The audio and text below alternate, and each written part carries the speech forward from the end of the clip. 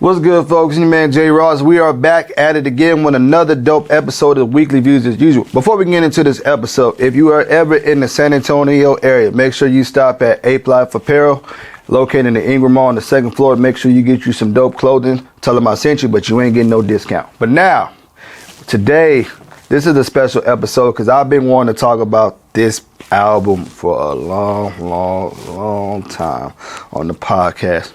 We taking it back to the year of 1997. Rest in peace to the notorious B.I.G. with his second album, Life After Death. Now this album right here, Life After Death, is probably, you're going to have to probably put in the top 5, the top 10, top 15 hip hop albums of all time. When I actually got the chance to listen to it from the front to back, it reminded me of watching a mafia movie. Kicking off with the first track, Somebody Gots to Die. Every line that Biggie was saying, I could picture it in my head. It was like, you know, when he says, I'm chilling in the crib dreaming about Lear jets and coupes, the way saw shoops and how to sell records like Snoop. Oops. When I heard that bar, I was like, yo, this dude right here. The crazy thing about this album was that he didn't get to see it release. And I felt like when he dropped this, when he put this album together, I felt like at that time he knew he was one of the greatest MCs of all time. Skrillz, we got Skrillz here in the building, ladies and gentlemen. You don't see him, but he's where he usually is, in the cut, chilling. Skrillz, what was your reaction when you first heard this project? Man, my initial reaction honestly was I wasn't a fan.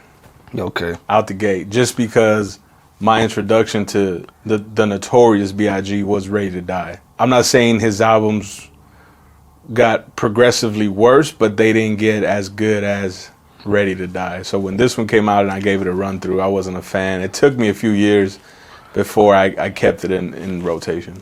That's a respect. I hear that a lot too. A lot of people prefer Ready to Die before Life After Death. For me, you know, I'm a production guy, I'm a sound guy. So I feel like, you know, of course there was a time gap from 1994 to 1997. So the production has changed. So he had different producers, you know, he was dealing with DJ Premier and guys like D-Dot.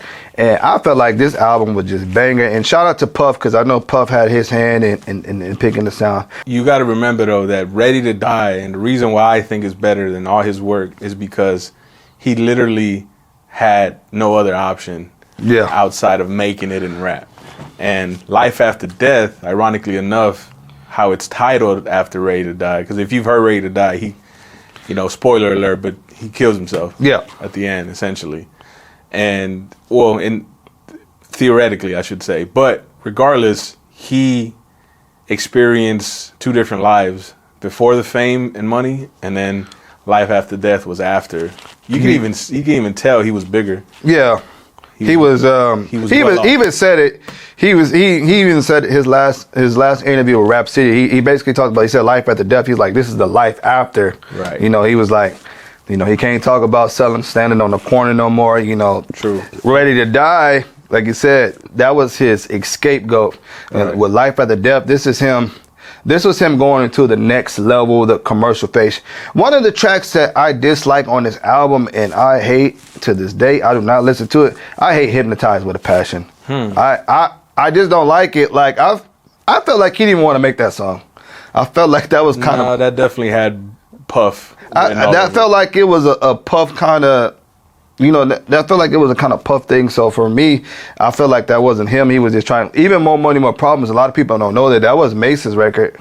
That wasn't even Big's record. Big just went ahead and jumped on it. But you know, this album has so many bangers. I mean, like Somebody Gots to Die, 10 Crack Commandments, What's Beef. He got my boy Kells on there. I can't say the name of the song, but if y'all know the name of the song on there. But one of the standout tracks, the collaborations that stuck out to me the most was the Notorious Thugs. When he kind of basically was able to rap Bone Thugs harmony style in his own fashion and formula. And I remember watching interviews with like Crazy Bone and Lazy Bone where they talking about Big didn't even record that verse at the studio session that day. That dude went back and took it home. And then they didn't even hear the song So when he died, so it was crazy just seeing how he was able to work with guys like Too Short, and he was able to work with people like Bone, and E40 was actually supposed to be on this album, but he didn't. But you know, another one that, you know, some other memorable tracks from this project as well is, one of my favorite is Missing You. You know what I'm saying? If you ever lost somebody, you know, dear to you, you know, that song is, you know, is a special place. Rest in peace to my homeboy Raul. Every time I think about him, man, I play that song. And then Sky Is the Limit. Now, when you hear Sky Is the Limit, went from ashy to classy. You know, when he says a nigga never been as broke as me, I like that. He's basically telling this story like it's from rags to riches.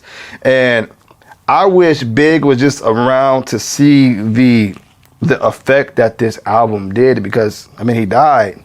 So, you know, of course it sold a lot of records, but it's like, man, like, I'm just curious where his career was going to go after this. It was just crazy. But, you know, even from the production, I just felt like from start to finish, this album is one of those albums, it made sense. The tracks flowed together. They weren't all over the place. Whoever A&R this project, they did an immaculate job. And even stories like I Got a Story to Tell, you know what I'm saying, where he's breaking down that comedian aspect.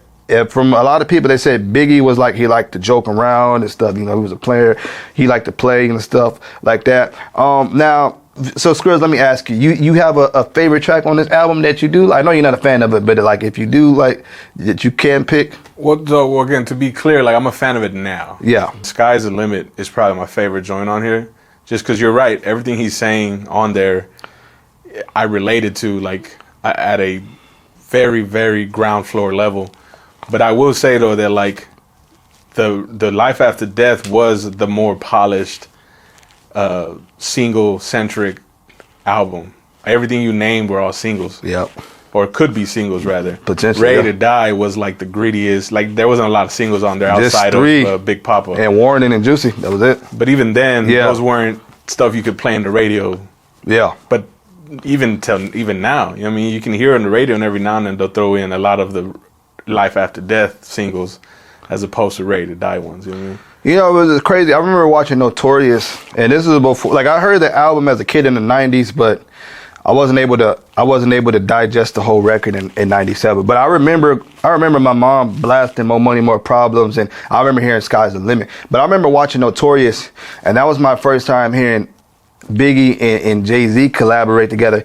And I felt like that, man, like that collaboration. And it was funny too, because I was hearing stories and watching documentaries, like Big was on one side of the corner, Jay-Z was on the side, and he said that Biggie didn't write that. And it was crazy to see, like, that collaboration. This is Jay-Z. Jay-Z wasn't even Jay-Z yet, you know what I'm saying? He was still coming up. Unfortunately, he was in big shadow, you know what I'm saying? Because Reasonable Doubt had just came out, and you know what I'm saying? And he wasn't the Jay-Z that we know of. But you know another song that would have took off if he was alive? Going Back to Cali.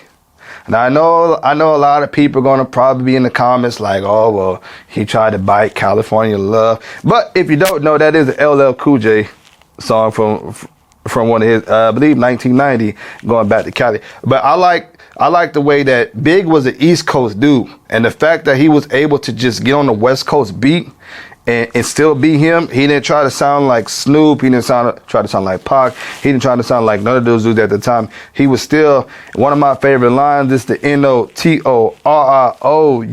you just lay down slow. I was like, God. And the hook, the hook wasn't really like amazing, but it was so catchy. I'm going back to Cal. He didn't have to do nothing. He didn't have to do nothing extraordinary on that single right there. You have like a song that you like just dislike on this album, like you cannot stand? I Love the Dough. Yeah, that's the one with Jay-Z. Oh, you don't like that one? No. Yeah, like that one? No, I love that record, man. I love that record. I like the concept or whatever, like it's cool, but like that's probably, if I had to answer your question, if I had to pick one, that's probably my least favorite, only because like Brooklyn's Finest, again, it's one of them joints that I like better than. Oh yeah, I can see that. You know what I'm saying? But yeah, I'm not a fan of I Love the Dough. Yeah, no, I think for this album, like you said, it was so many like potential singles that they could have handpicked. Going Back to Cali, that was bad timing. I mean, like the song didn't even get to live to full potential because he had already passed away. So that song, obviously, but yeah, I think, he even said, he's like, man, I'm just trying to make peace. I'm trying to make, because he said, he had love for the West Coast, even though him and Pac had their issues. He still was a fan of Snoop. He was still a fan of a lot of people on the West Coast. So I definitely agree that record was bad timing. But man, I just, man, it was like, this is one of these albums, man, like from start to finish, man. It's like I fell in love with it. This was the first album that I remember hearing, and it was like, I want to get all these producers. I want to go to an island, and because they recorded a lot of this album in Trinidad and I think Miami. They didn't even record it in or Cali. So they had all these different producers, and Puff really, shout out to Puff, even though he's going through his thing. Puff did a really good job of bringing all these different producers. That's why the album sounds the way sonically that it sounds. And then not only that, man, this is like the first album that we got to hear the Locks on. You know what I'm saying? This was their introduction. Man, like these dudes really, they were so young too, and they were hungry in a sense, but they did their thing. With Big, they were able to keep up with him, man. So I just wanted to do this video, man, on this project. You know what I mean? This was an amazing album. Like I said, some people like Ready to Die more. Me, I'm a Life After Death. The Skrillz, where do you think Biggie his career would have went if he didn't pass away that early?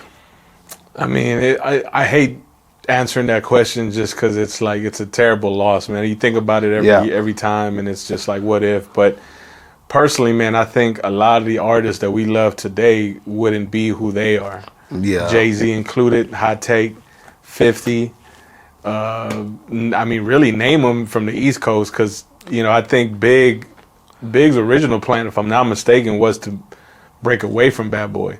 And you can think of that what you will with Puff and all that, but like his plan was to... Yeah, he was going to start the commission, him, Jay-Z, Foxy Brown, and Charlie Baltimore. He even mentions it on I think What's Beef. The Most Shady, Caesar Leo, like he was going to start the commission, because a lot of people don't know this. He already, like, if people don't know that Junior Mafia wasn't even signed to Bad Boy. He had went and got them a separate deal, and I think Lil Kim, if I'm not mistaken, I think Kim was the only one, but Junior Mafia themselves, they were signed to Undias. That's a big matter of fact, and Big played a role in Cameron's up and coming early days. A lot of people don't know that. I just think the landscape of New York hip hop would have been a lot different. Oh yeah, had he been alive. Man, but like I forgot too. Man, niggas bleed just like us. Like that whole song, the storytelling. Today's agenda got the suitcase up in the Centra. Go to room 112 and tell them Blanca sent you. I was like, yo, it was like his flow. It wasn't like Big was rapping and sound like he was reading. Nah, this dude was painting the picture. Like every song that he did, I can just close my eyes and be like, okay, this is scene 1, this is scene 2. So I felt like Life After Death was like a Godfather, like a Goodfellas type of. And I think Big was like a big like Goodfellas, you know what I'm saying, a fan of that movie. Hey, but folks, look, this was episode 16 of Weekly Views. I mean, man, J. Ross. Rest in peace to Christopher Wallace, the Notorious B.I.G, Biggie Smalls, the Black Frank White, one of the best to ever do it, to come out of not just New York, but just to come out of hip hop, period. I put him, I'm sorry, I'm gonna get flack for it, but I put him like #1 MC, but that's debatable. You know what I'm saying? Nah, but I agree. But like, hey, y'all make sure y'all tune in to this episode.